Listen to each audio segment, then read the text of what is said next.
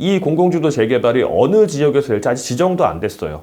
그러니까 나는 살고 싶어서 샀는데 정부가 지정하는 바람에 내가 이제 공공주도 재개발이 돼가지고 나는 분양권도 못 받고 다른 동네 쫓겨나야 된다? 이것도 문제가 있는 거죠. 이제 이건 주거권이나 재산권 침해가 되는 거죠.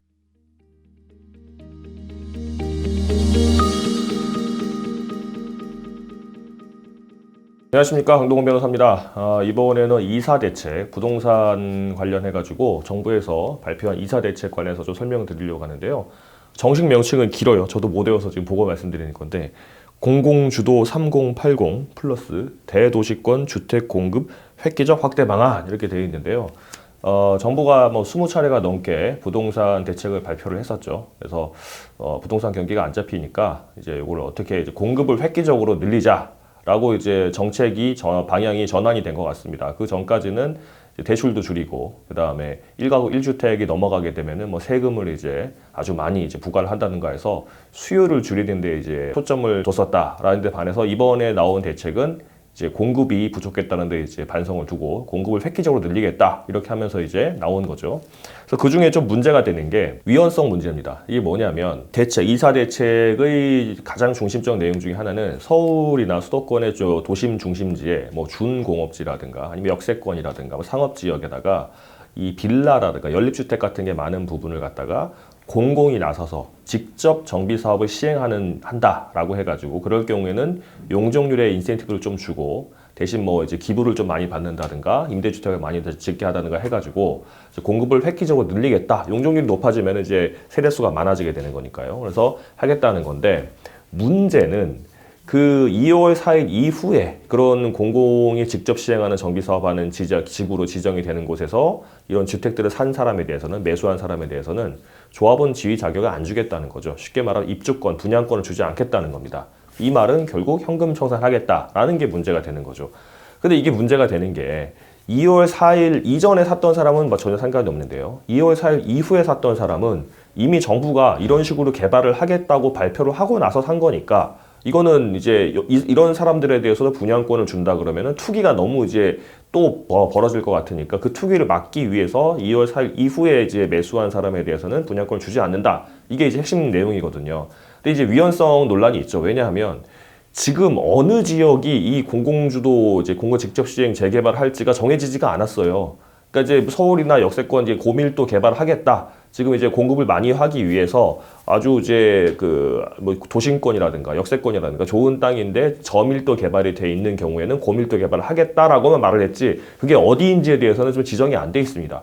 근데 어딘지도 모르는데 내가 아파트에 안 살건 빌라 살고 싶다. 난 뭐 요즘 아파트 좋아하시잖아요. 근데 야 돈이 좀 모자라서 그래도 이제 뭐 위치 좋은 곳으로 역세권에 빌라 같은 거 연립주택 같은 거 사가지고 살겠다라고 샀더니 이게 난데없이 이제 공공주도 이제 그 재개발이 지정이 돼가지고 당신은 2월 4일 이후에 2021년 2월 4일 이후에 매수하셨으니까 이 재개발이 시행되면 나가셔야 됩니다. 현금 청산하고 나가셔야 돼요. 입주권 못 받아요. 이렇게 돼버린다는 거죠. 그럼 이거는 이제 소급입법 아니냐, 아니 재산권 침해 아니냐 이런 논란이 있다는 거죠. 물론 여기에 대해서는 국토교통부가 답변하기를 이제 재산권에 대해서 이제 일단 공공주도 재개발도 일종의 수용이니까요. 수용이든 뭐 수용 사용이든 이 공공사업을 위해서 수용하는 경우에 보상을 하는 건 당연한 건데 그 보상은 현금 보상이 원칙이다. 그래서 그 정당하게 현금 금액이 정당하기만 하면 문제가 없는 거지 반드시 분양권을 줄 필요는 없는 거다. 그렇기 때문에 이건 괜찮다라고 하고 뭐 3월 중에 이제 국회에서 이제 관련 법이 통과가 되면 소급 적용이 될 거다라고 지금 인터뷰를 했다고 합니다. 기사들에서. 근데 뭐 제가 이제 이런 재개발 쪽 사건을 많이 하는 변호사로서 보건데 뭐 이 국토교통부나 이제 뭐 정부 입장이겠죠. 정부 입장이 아주 틀린 건 아니라고 봐요. 그리고 투기 방지 목적을 위해서 공급을 늘려야 된다는 것도 당연히 이제 맞는 방향인 것도 같고 또 이 2월 4일 이후에 사는 이제 주택을 매수하는 사람에 대해서 분양권을 다 준다고 해버리게 되면 이게 투기가 더 이제 투기를 부추기는 꼴이 돼가지고 그걸 또 막아야 되는 정부의 고심이 이제 들어갔다고 보이긴 보입니다.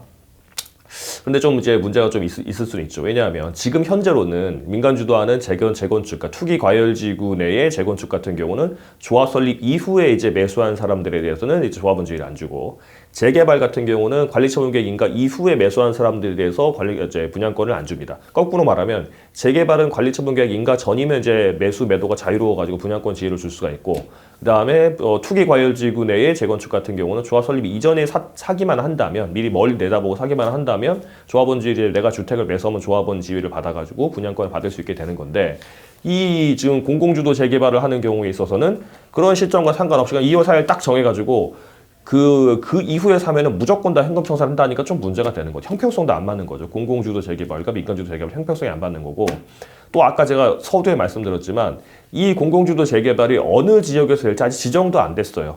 그러니까 나는 살고 싶어서 샀는데, 나는 1가구 1주택이고 살고 싶어서, 난 여기 오래오래 살고 싶어서 샀는데 정부가 지정하는 바람에 내가 이제 공공주도 재개발이 돼가지고 나는 분양권도 못 받고 다른 동네 쫓겨나야 된다. 이것도 문제가 있는 거죠. 이제 이건 주거권이나 재산권 침해가 되는 거죠. 그래서 이런 위헌성 문제가 좀 있어 보이는데, 이거는 아직 뭐 이제 실현된 게 아닙니다. 정부가 이렇게 하겠다 이렇게 말을 하는 거고, 또 관련 법령도 지금 이제 3월달에 이제 국회에서 통과시키겠다는 거고, 뭐 아마도 도정법을 이제 도시 및 주거환경 정비법을 개정을 하겠죠 이제. 그래서 그 내용이 들어와서 실제 적용이 되면 그때, 그러니까 내가 예를 들어서 뭐 2월 4일 이후에 뭐 어떤 연립주택을, 위치는 좋지만 연립주택 하나 샀는데 거기가 공공주도 재개발 지정이 돼가지고 나가라 라고 했을 때 나는 나가기 싫다. 그러면 그 법 조항에 대해서 이제 헌법 소원을 하겠죠. 그렇게 되거나, 아니면 뭐 현금 청산대로 했을 때 나는 조합원 지위 인정해달라 소송을 하거나 뭐 그랬을 때 이제 문제가 되긴 될 텐데, 아직은 좀 먼 얘기긴 한데요. 위헌성이 있긴 있을 것 같습니다. 그래서 우리 의뢰인들께서는, 아니면 우리 이제 시청자들께서는 두 가지 선택하시면 돼요. 일단은 안 사고 이게 공공주도 재개발 될 것 같으면은 안 산다 하는 건데, 그거 사실 어디가 될지 모르니까 안 살 수는 없는 거고요.